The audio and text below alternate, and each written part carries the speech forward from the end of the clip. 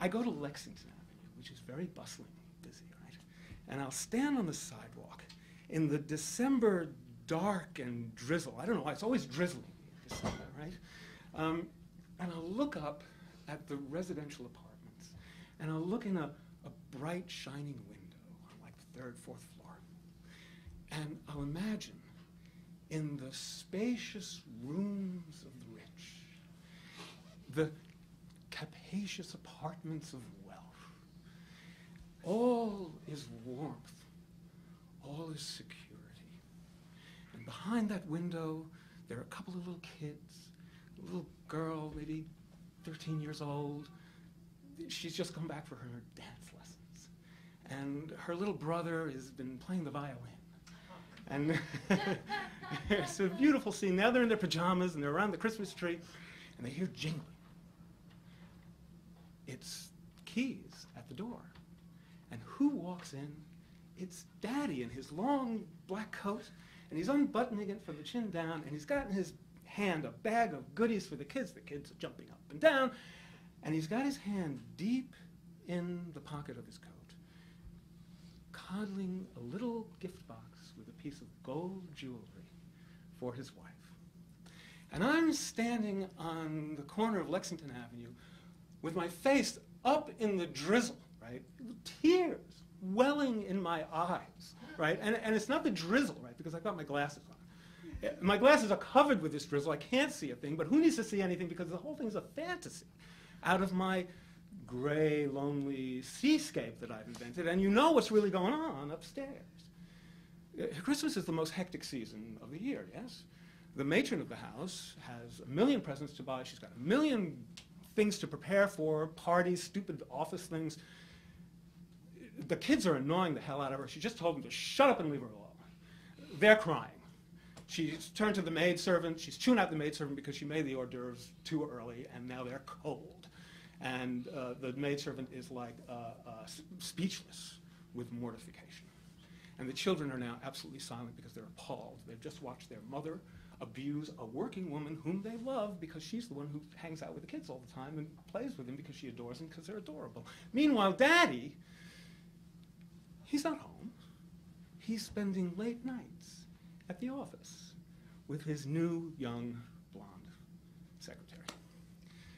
But do you see what the point of this is, okay? It's that this lonely world, the fantasy that emerges out of it is so much more beautiful, so much more wonderful and perfect than the dirty, drizzly world we all actually have to live in. And back to the story. I'm at the Metropolitan Museum with a perfect card in my hand, and I realize that I don't have time to go to Lexington Avenue and indulge my bleary-eyed fantasies. I didn't tell you this part of the story, but I am, because I'm looking for this card, I'm at the last minute. I have 1 hour to get on my bike, get back home, wrap the present, put the card in the present, get dressed, get back on my bike, go all the way uptown to the party to present this present. And I'm doing all of this, and I'm riding my bike, and I have a moment to reflect, and I'm overcome with melancholy because I realize that gray seascape world is drifting away from me, and I may never see it again. And I'm no longer the ghost of Christmas present. I'm like the Pinocchio ghost, the ghost who became a real boy. And now I'm wearing real clothing, and I'm in living Technicolor, and I have a face that everyone can see.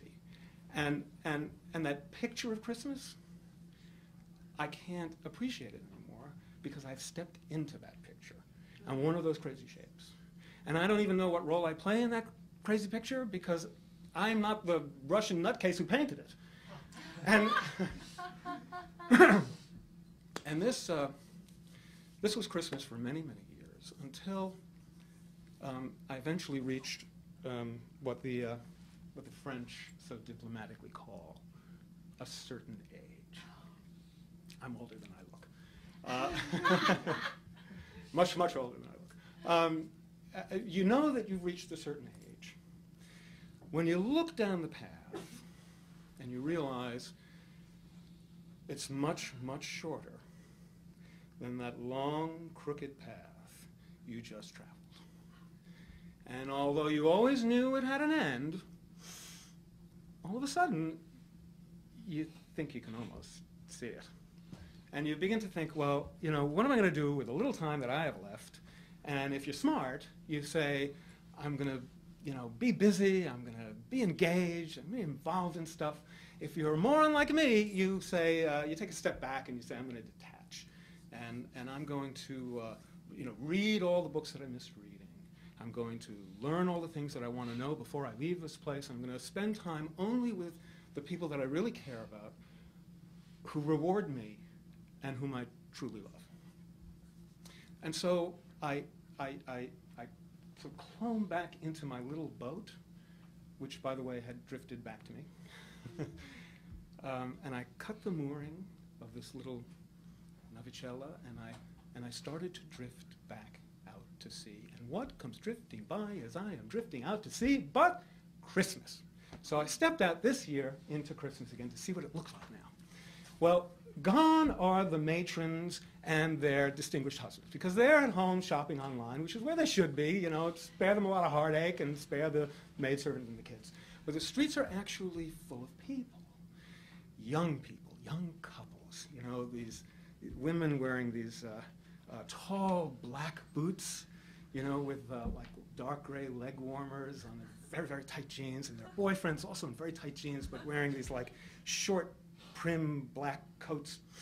And they're so happy because they're going off to parties and bars. They're absolutely beautiful. And it's a wonderful scene, and I realize that I'm seeing Christmas, not just Christmas, but Christmas across the generations. And that picture of Christmas, it is now thrown into like deep depth, because it's the cycle of Christmases that I'm seeing.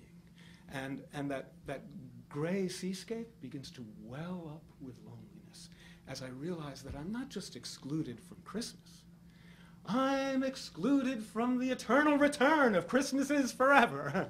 I'm in like this cosmic ecstasy of loneliness, the solitary person in the entire universe of space and time extending out in every direction and dimension. And the whole thing comes crashing down when I realize somebody is looking at me. It's one of these young women. And it's like for a suspended moment, a channel opens up between her very gregarious, social, gay world of Christmas and my intimate, solitary, moody, internal world. And we stare at each other like two deer caught in each other's headlights. And I think, you know, it seems like she doesn't see me. She's seeing something else, not me. And I think, you know, how can she see me? I'm the ghost of Christmas present, right? You know, the ghost of Christmas present. Who am I fooling? If I'm anything, I'm the ghost of Christmas past. But I don't have a moment to think about this, because her friends require her attention, and she's turned away from me, and she's left me completely alone standing in the street. And I suddenly hear something from the past. And I know what it is. It's those marginal characters who used to confess to me that being alone is the worst fate that can befall a sentient being. They're like, you know, Marley's ghost banging their chains. And I'm wondering, why am I listening to them? Because that's not me. I like being alone. And then it dawns on me that I'm thinking of who I am to myself. And what it is to be alone is not to be able to share that with anyone. That's just how it is. And what she saw was not who I am to myself, of course. She saw who I am to her.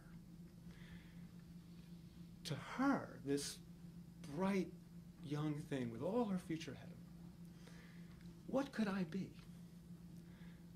And I'm thinking, you know, what could I be? What I must be is that dark, gloomy, spectral harbinger of misled, lonely lives the ghost of Christmas is yet